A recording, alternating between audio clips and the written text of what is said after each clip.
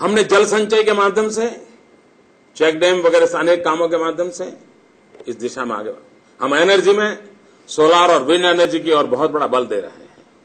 और आज हिंदुस्तान में सर्वाधिक अल्टरनेट एनर्जी के इनिशिएटिव्स में गुजरात देश में नंबर 1 पर है। हमने विंड एनर्जी के क्षेत्र में बहुत इनिशिएटिव लिए हैं और आज काफी ऊंचाइयों पर हम पहुंचे हैं, लेकिन हम और आगे बढ़ना चाहते। हमारा कच्छ का पूरा रण का प्रदेश सोलार एनर्जी के लिए एक बहुत बड़ी ताकत है।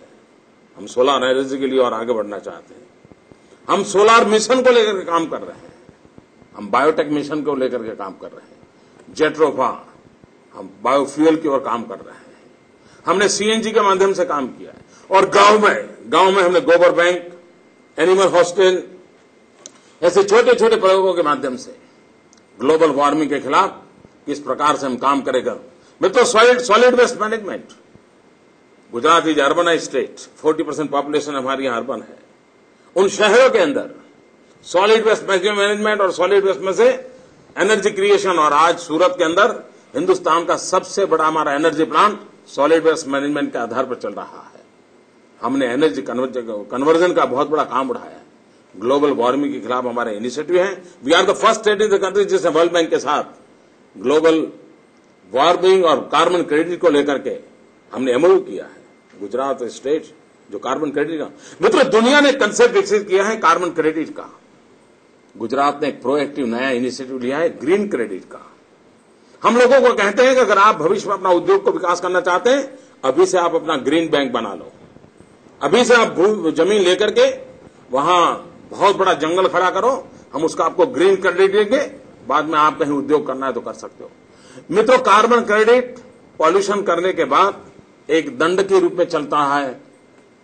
ग्रीन क्रेडिट कोई भी समाज का नुकसान करने से पहले समाज को देने के एक प्रोएक्टिव कंसेप्ट से हमने विकसित किया है।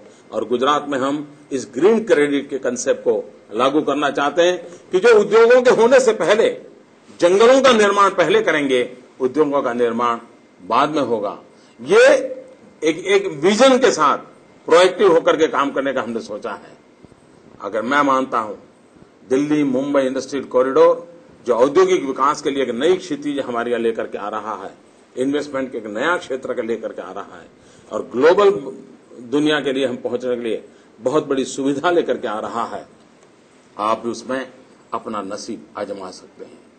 जीवन के हर क्षेत्र में विकास के लिए अनेकविध प्रयास करने का एक गुजरात ने सफलतापूर्वक काम आगे बढ़ाया है। एक लड़ाई जो हम लड़ रहे हैं ग्लोबल टेररिज्म के खिलाफ। मित्र, मानव जीवन में, मानव संस्कृति में आतंकवाद के लिए कोई जगह नहीं हो सकती। निर्दोषों को मौत के घाट उतारने का किसी को अधिकार नहीं मिल सकता है।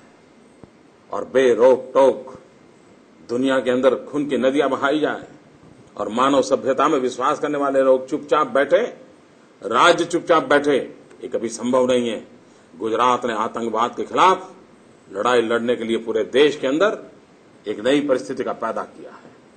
हम चाहते हैं आतंकवाद जड़ों से उखड़ जाए, तभी तो मानव सुख चैन की जिंदगी जी सकता है। आतंकवाद के खिलाफ लड़ने के लिए कानूनी व्यवस्था चाहिए। गुजरात के असेंबली ने घुसखोर का कानून 2 बार पारित किया है। पुलिस के हाथ में कानून की ताकत होनी चाहिए ताकि न्याय के तराजू में इस आतंकवादियों को सजा दिला सके। मैंने भारत सरकार को 2 बार इसे भेजा है। 4 साल से लगातार प्रार्थना कर रहा हूं, लेकिन ये आतंकवाद की गोलियां भी दिल्ली की सरकार को जगा नहीं पा रही है। ये चीखते हुए लोग, कल ही पुलिस का एक बहुत होनहार जवान दिल्ली में शहीद हो गया। आतंकवादियों की गोलियों से कितने हम ऐसे हमारे अफसरों को खोएंगे, कितने हमारे नौजवानों को खोएंगे। आतंकवाद को खिलाफ लड़ने के लिए एक सामर्थ्य चाहिए। भाइयों बहनों, गुजरात आतंकवाद के सामने झुकने को तैयार नहीं है और कोई भी मानवतावादी ताकत आतंकवाद के सामने झुक नहीं सकती है। आतंकवाद को खत्म करना होगा, मानवता की रक्षा के लिए खत्म करना होगा, ह्यूमन वैल्यूज के लिए खत्म करना होगा और उसके लिए जो ताकत लगे लगानी होगी। मैं आपसे प्रार्थना करता हूं, आप भारत के प्रधानमंत्री को एक चिट्ठी लिखो, ईमेल भेजो।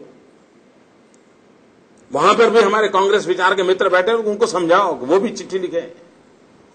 आतंकवाद के खिलाफ लड़ने के लिए ताकत दिखाएं। सारी दुनिया ने 9/11 के बाद एंटी टेरर लॉज बनाए। हिंदुस्तान अकेला देश है कि जिसने एंटी टेरर लॉ को खत्म कर दिया। ये दुर्भाग्यपूर्ण स्थिति से बदलने के लिए दबाव पैदा करना पड़ेगा और लोकतंत्र का वही मार्ग है। मैं वहां बैठे हुए सब मेरे नागरिक भाइयों बहनों को प्रार्थना करता हूं कि गुजरात विधानसभा ने, गुजरात असेंबली ने जो कानून पारित किया है, दिल्ली सरकार तुरंत उसको मान्यता दे। ये मांग आप मेरी तरफ से कीजिए, गुजरात के आम आदमी की सुरक्षा के लिए कीजिए, मानवता की रक्षा का ये काम है, उसको कीजिए। ये मैं आपसे प्रार्थना करना चाहता हूं। वहां उपस्थित सभी भाइयों बहनों को मैं निमंत्रण देता हूं। नवरात्रि के दिन आ रहे हैं, अगर गरबों में झूमना है तो 9 नाइट्स एक वाइब्रेंट फेस्टिवल, मां शक्ति की उपासना, आप गुजरात की धरती का आनंद लूटिए। जिनको व्यापार उद्योग विकास में जाना है, 12, 13, 14 जनवरी अपने सपनों को लेकर के आइए, हमारे पतंग के साथ उसको भी जोड़ दीजिए। 12, 13 जनवरी 2009 मेरा आपको निमंत्रण है। और मैंने जैसे पहले कहा, श्रीमान हरविंदर जी को मैं सार्वजनिक रूप से निमंत्रण देता हूं कि वे 12, 13 जनवरी समय निकालें और जरूर एक बड़ा डेलीगेशन लेकर के गुजरात की धरती पर आए। भाई मुकुंद पुरोहित और सब साथियों को मैं अभिनंदन करता हूं। आपने परिश्रम उठाया, मुझे आप सबके साथ बातचीत करने का अवसर दिया। आप सबका बहुत बहुत धन्यवाद। भारत माता की जय। वसुधैव कुटुंबकम, अपना सपना, पूरा विश्व एक परिवार है, उस भावना को चरितार्थ करने का हमारा प्रयास हमें नई शक्ति देगा। इसी अपेक्षा के साथ फिर एक बार आप सबका बहुत बहुत धन्यवाद।